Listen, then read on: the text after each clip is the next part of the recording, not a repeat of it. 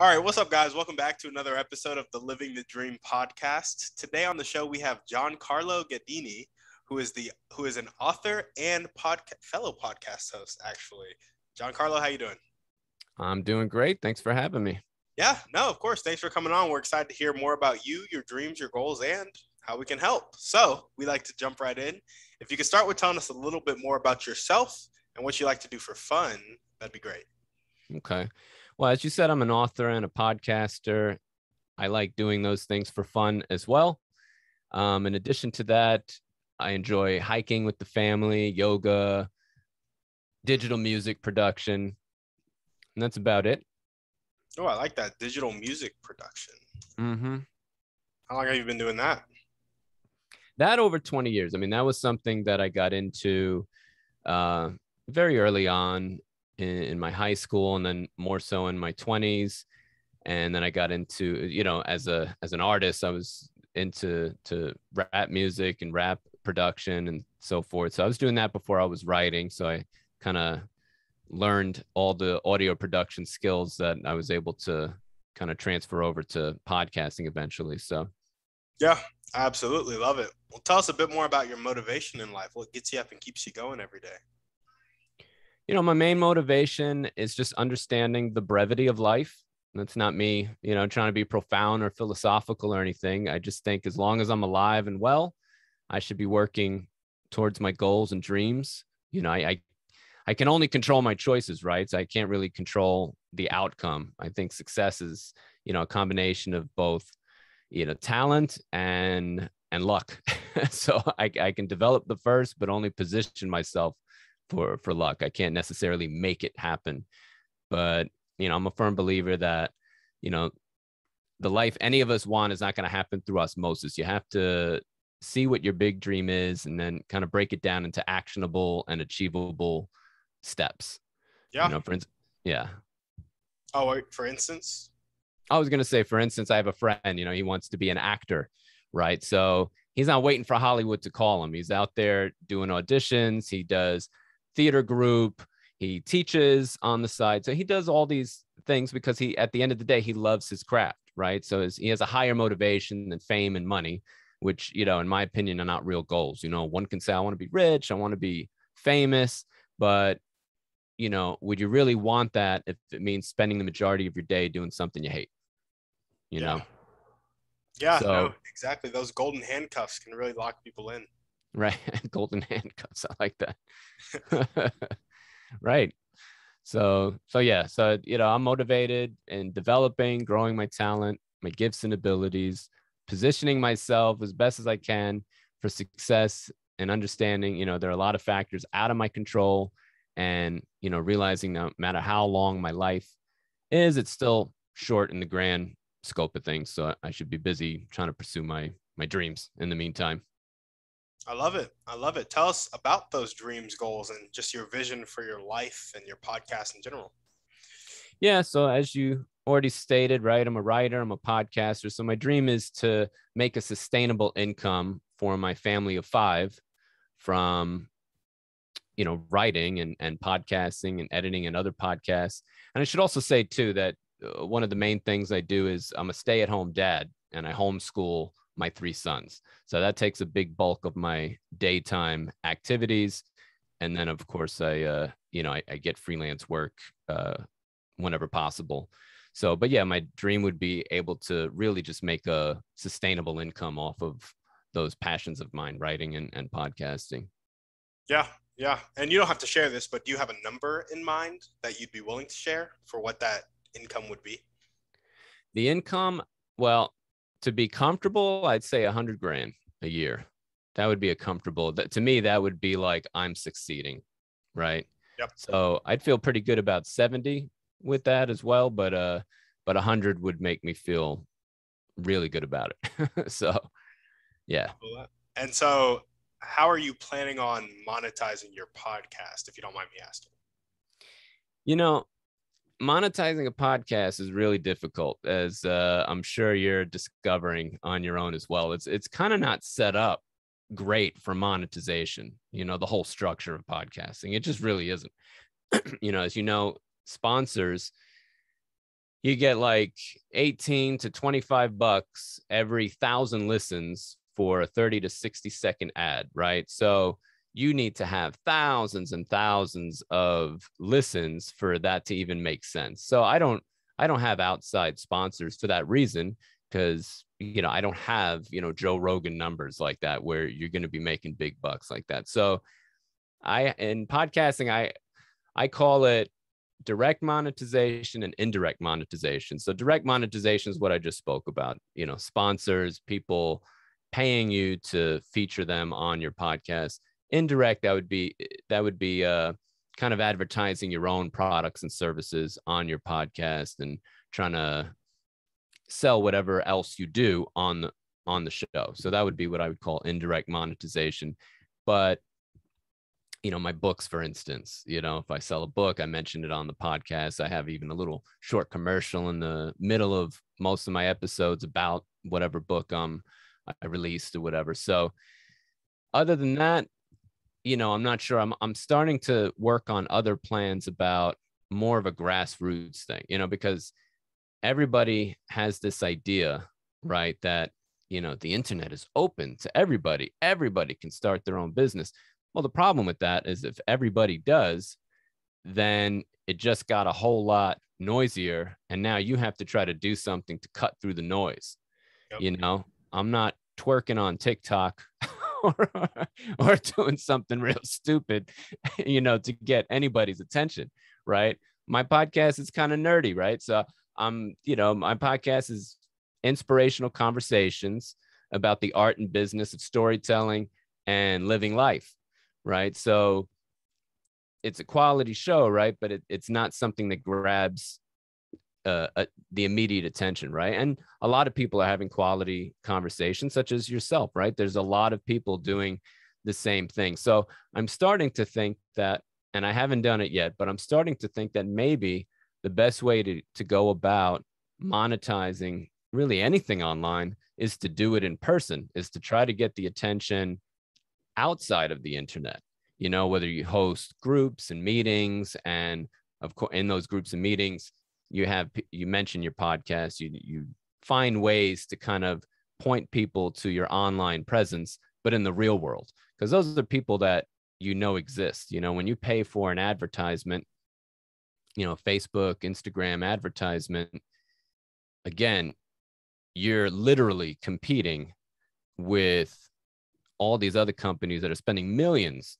of dollars on their advertisements, and it's tough. It's tough. So I don't want to sound pessimistic, but it's tough, So I'm still working all that out, to be honest with you. Yeah, for sure. And it really is just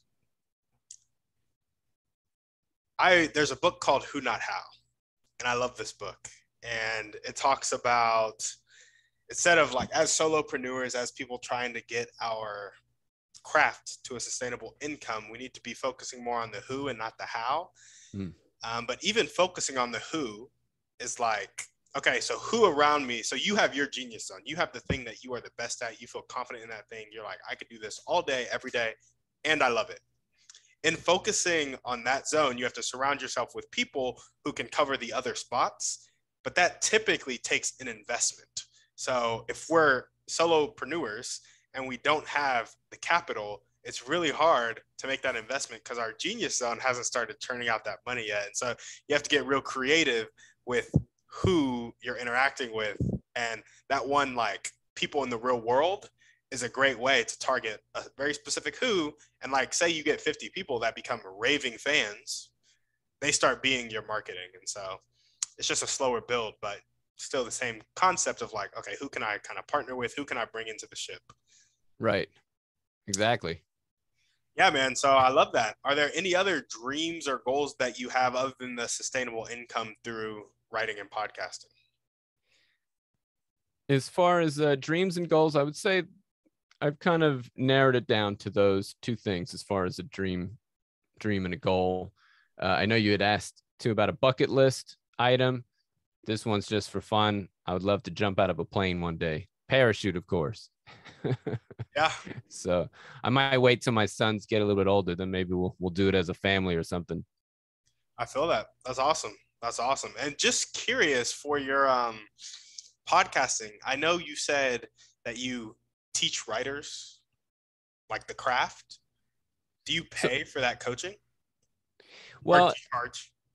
The podcast isn't so much teaching the craft of writing. It's more about having conversations with other writers. So they'll talk about their craft. I'll talk about it with them. So we're sort of like talking shop. You know, I'll have filmmakers on, entrepreneurs, career coaches. I have a lot of different kinds of people, but most of them are writers or have written a book of some kind. So most of them, not all of them. But yeah, so I haven't charged for that. And that's one of the things too that I was thinking about doing in the real world, not this internet metaverse we're falling into, but, you know, teaching some type of writing class, you know, just putting it out there. So that's one of my ideas that I'm working with. But as far as online, I've played around with that idea, you know, writing, coaching and everything. I haven't figured out whether or not that's something I should pursue or not. Yeah. Yeah, absolutely. I feel that one of the things, I'm also kind of rolling out a coaching thing, and my coaching was going to be on monetizing your passion. So how to monetize your passion within like 90 days or 120 days or whatever that may be. And most of it was going to be mindset, who, not how. And then the one way I was going to have people monetize it was creating a mastermind group around their passion. So if you could get like 10 writers and you walk with those 10 writers for a year and they pay like $1,500 to be in a serious group of writers for that year, or you scale that to 100, you scale that, whatever it may be. That could be one way to monetize. And it's like you're building a community. And so like, let's say you make the mastermind and they're like, okay, our goal is to write 3 books this year. And we write a book a quarter and our mastermind holds us accountable to that. I feel like that's more than $2,000, $2,500 worth of value, you know, so the exchange rate is still there, but just something to think about. Mastermind groups are cool. Yeah, absolutely. Yeah. So we got sustainable income, jumping out of a plane. Those are your dreams and goals. Well, awesome. In that order. I love it. I love it. If there are 1 or 2 people that you could meet right now and they would really help you take the next step towards, and this could be a specific person or a type of person, they help you take the next step towards achieving that 100,000 a year from writing and podcasting, who would they be and how would they do it? That's a tricky question. I was really thinking about that one. I mean, I thought of 2 people, J.K. Rowling and Stephen King, who are super successful authors, as everybody knows, but I'd really just love to pick their brain about their daily habits and what their daily habits were before and after their success, you know, because I've read a lot of books about them and they have intense daily habits, you know, habits that I don't have currently. And I think that separates, right, successful people from unsuccessful people. Like there might just be a more rigorous habit there that you need to tap into. You know what I mean? Yeah. So those are the 2 people I thought of. And that's what I would want to pick their brains with. It's just like, what are their daily habits for as far as writing? And when they're in the beginning of their career, what was it like even trying to, you know, shop their ideas around and sell their books and stuff like that and get a publisher? What was that whole process like? We're living in different times. Publishers aren't really working the way they did 30 years ago, right? Like now everybody's expected to sort of be their own marketing team, right? You're expected to be doing the footwork. You can't expect some publisher to just spend all this money on marketing if you're not doing anything for yourself. It's kind of like everybody's expected to be this indie solo, what'd you call it? A solopreneur? Yeah, solopreneur. You know, everybody's kind of expected to have those, you know, those disciplines in place already before anybody would give you the time of day. You know what I mean? And whether it's for a musical artist, right? Who are the people that we hear, you know, making a buzz, right? It's people who get famous on YouTube first, right? Or TikTok or Instagram. They're freestyling on TikTok. They're doing something. And then all of a sudden they start generating like a buzz. And that's when the labels start calling, right? And this one guy who wrote a fantasy series, I think it was Aragon. I know that's the name of one of the books. I don't know if that's the name of the series, fantasy series. Good couple books. Yeah. He started going to like schools. He started selling his books out of the trunk of his car. And, it reminded me of a story I heard about Jay-Z when he started. They would, I don't know, back then it was probably tapes back in the late 80s, early 90s. And again, out of the trunk of the car type situation, so there's got to be that hustle there. Initially, you can't expect some third party to do all the hustling for you. Yeah, absolutely. So J.K. Rowling or Stephen King, Mm-hmm. If you're out there and you're listening to this podcast and you happen to know them, let's make that connection. Yeah, But please. have you read On Writing by Stephen King? Yeah, I love that book. Really great book. He was talking Awesome. about come hell or high water, 2 hours a day or 2,000 words or whatever. 2,000 words. That's what I'm saying. Like I'm not putting out 2,000 words. I'm like, there goes one habit I'm not having, 2,000 words. And again, that's probably a good, if you're really consistently writing, I mean, that's at least 3 hours worth of work writing right there. Right. Yeah. So you're talking like 3 hours a day at least. So there's one habit I need to establish. Hey, that might be the only one. If you write 2,000 words a day every day for the next 3 years, I bet you'll have your $100,000. Yeah, right. Yeah, absolutely. Put it to the test at least. Well, awesome. What's the most important one or two things that everyday people can do to really help you out with getting to that sustainable income mark? Now, when you say help you out, are you talking about me or are you talking about themselves? Let's do both. Okay. So well, to help me out, honestly, listen to my show, buy my books. That's my shameless plug right there. As far as what people can do to help themselves, you got to distinguish the difference, I think, between dreams and goals. Dream has to be broken down into a goal or series of goals that can be reasonably pursued. You have to be willing to pivot because reality never looks like your dream and what you imagined it to be. So like my friend may have a certain image of what being an actor in Hollywood is like, but being an actor in Hollywood is not going to be like the way he dreamed it growing up since he was 12, right? It's good. There's going to be grunt work to it. There's going to be a lot of nasty people you're dealing with. And perhaps even the job of it is going to have some things about it that you don't necessarily like because it's real life, right? But so you have to be able to distinguish dream from goal and dream from reality, because if you don't do that, you're not even going to know when you're succeeding, right? Because you're going to keep thinking like, oh, I haven't reached what I always dreamed it would be, so you're not even going to have that barometer to be able to tell if you're succeeding or not, and that's why I really think you got to make dreams into goals. And then those goals have to be kind of broken down into bite-sized actionable steps that you can actually work towards. Yeah, absolutely. I love it. Well, let's jump into our thriving three. What do you say? My thriving three. Yes. Oh, there are 3 questions I'm about to ask you. Oh, okay. I'm more like, I was like, wait a minute. I don't think I prepared for that. What is that? All right. Yeah. Our first question is, what's your favorite book, movie, or podcast? Pick one. Only one? Only one. Man. You could get 2 or 3 if you want, but I'll give you 2 or 3. Let's see. I'll give you one of each. How about that? Well, out of books, I'd say my favorite book is Steinbeck's Of Mice and Men. Great book. And it's a short little thing. It'd take you like no more than 4 hours to read, but it'll kind of just blow you away by the end of it. Movie, Slumdog Millionaire. Gotcha. Favorite movie. As far as podcasts, I listen to a bunch of them and I kind of switch it up. Right now, I listen to Modern Love, Jordan Peterson, Dream Big with Bob Goff, The Liturgist. Speaking of psychology, Writing Excuses. There's a bunch of others, but yeah, I didn't follow the rules. I'm sorry, Timothy. No, you're all good, man. You're all good. What's one way you like to take care of yourself? Reading and listening to audiobooks and podcasts, both for my own enjoyment and growth. There we go. And what is one action step that you can take right now or continue to take if you're already doing it to get one step closer to that $100,000 a year from writing and podcasting?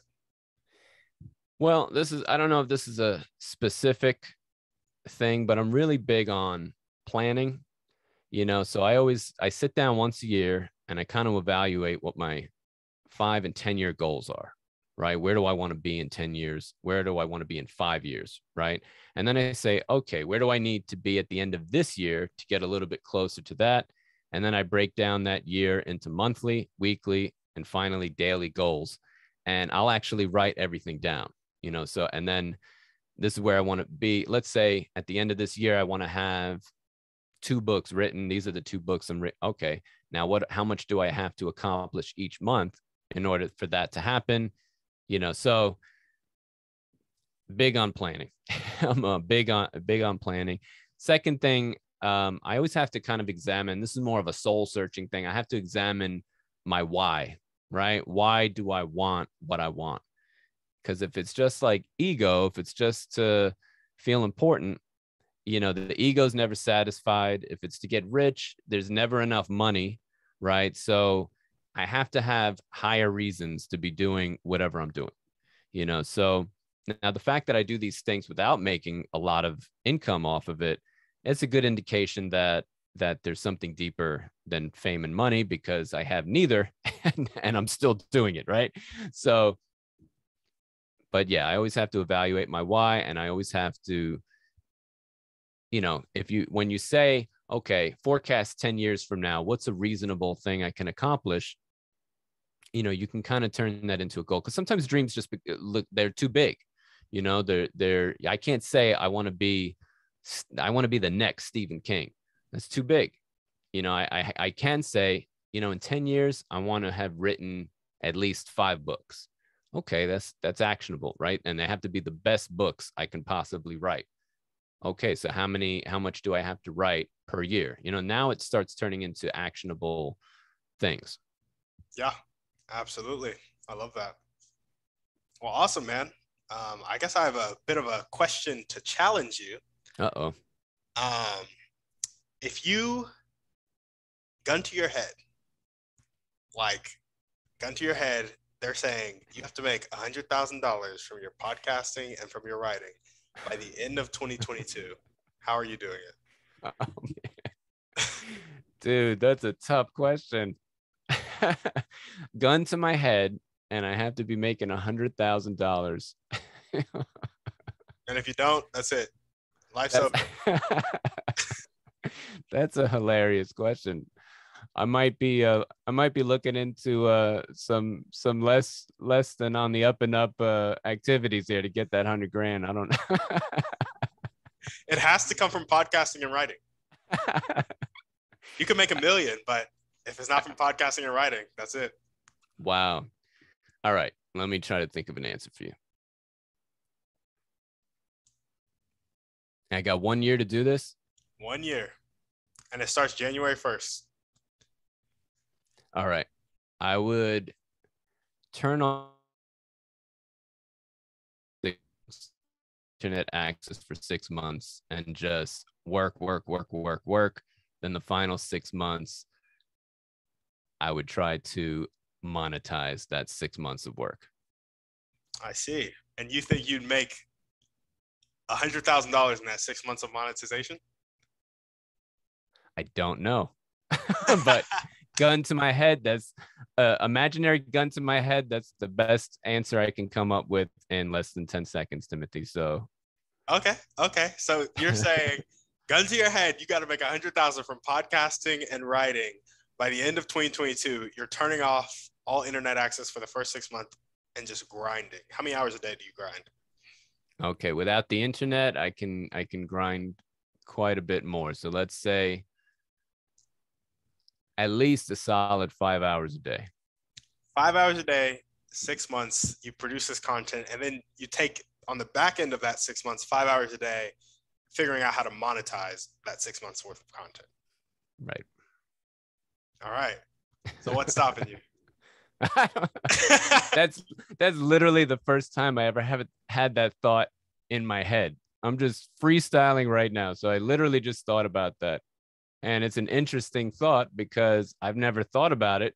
And now I have to give it some serious thought because I'm like, that's a doable thing. Why aren't I doing that? So Yeah. that's interesting, Timothy. It's a fascinating question. I got to give it to you. Thank you. Thank you. I look forward to hearing about how your 5 hours of work are going in January. Right. Well, January is next month. Yeah. All right. So that's my challenge for next year, right? Yeah, man. $100,000 next year from podcasting and writing. I'll definitely contact you if it's happening. I'll be contacting you. So leave me alone, Timothy. Following up in February, and you better not reply because your internet should be off. I'll be like, I'm doing good. Send. Well, awesome, man. Another challenge for you when you feel the doubt, the imposter syndrome creeping in, and the like, can this really be done creeping in? Ask yourself those questions, and then ask yourself, is there somebody out there who has done it before? Like, has somebody made 100,000 in 1 year off of podcasting and writing? So it's a very realistic thing. In fact, it's more realistic than not, probably. And so just make sure you're always challenging your perspective going forward, or you won't get to the 100,000 by the end of 2022. Right. So I heard this one dude say, our actions and thoughts have gotten us to the point where we are. I think this was Grant Cardone. Actions and thoughts have gotten us to where we are. So if we're not happy with where we are, should we trust our thoughts and actions? So if we're skeptical of something, should we trust our skeptical nature, or should we be open to it because maybe we've been skeptical to all the things that might have helped us, and that's why we haven't been helped? Interesting. Yeah, man. Don't let the imposter run around in your head. Right. That 100,000 can be yours, and I know just the type of guy you are. You're definitely producing enough value for other people to receive that $100,000. Because all you gotta do is give people 300,000 worth of value, and then you get 100,000 back. So interesting. Yep. Taking this all to the bank, man. I'm There we go. Well, awesome, man. I got one last question for you. It requires a bit of pretext. Okay. So you know how there are people on the planet that have a fixed mindset, not willing to accept help, not willing to accept change. Sometimes they live their whole lives like that, end up dying like that. Other times they'll change and they'll have more of a growth mindset, willing to accept help, willing to accept change. In your opinion, what is the catalyst that causes that change? To go from not changing to changing, what is the mind? Is that what you're asking? Yeah, so here I am. Maybe I'm like just stuck in my ways. And then something happens and I go from stuck in my ways to open-minded, willing to change. My situation can be different. What is the catalyst? What is that something that happens that snaps people out of that mindset and leads them to the other mindset? I'm going to say hope that something can be changed, because a lot of times it's very unconscious. You're just drifting through life. And letting life happen to you. So I think once you get out of that mindset of letting life happen to you, and that you have some agency, and that perhaps your choices can make a difference in the outcome of your life, it's sort of like a light at the end of the tunnel that you can walk towards, you can run towards. Hope that something can be changed. I love it. Well, Giancarlo, is there anything else you want to chat about before we sign off? You give me a lot to think about. I wasn't expecting this, Timothy. So I appreciate it. That's why I have the podcast, man, helping people with their dreams and goals. So when I see something that I think might be holding you back, I come for it like a shark in the water. I see that. It's an awesome, I had my doubts about the concept of your show when I'm like, he asked everybody the same questions. How does that work out? Right. But now I can see, being on your show, how different every show is going to be, because everybody has different goals, and you kind of freestyle different questions as you come along. You kind of improvise. So I appreciate your whole format now. It's really cool. Hey, thank you. I appreciate that. Well, awesome. Giancarlo, thanks for coming on the show. If you guys are listening to this and you loved what he had to say, you loved his vibe, loved his mission, make sure to, one, listen to his podcast, give it a 5-star review, share it with 3 to 5 people that you know need to hear the message. Maybe they're fellow authors or aspiring authors. I was looking for that word. And hold him accountable to that $100,000 produced by the end of 2022. Be following up with him, not before June because he'll have his internet off, but right when July hits, go ahead and talk to him and be like, yo, are you there yet? Are you there yet? How can I help? How can I help? And let's make connections happen. Let's make dreams happen. As we always ask, send this podcast to 1 to 3 people you know need to hear this message. Shoot us a 5-star review on iTunes, and we're out. Awesome.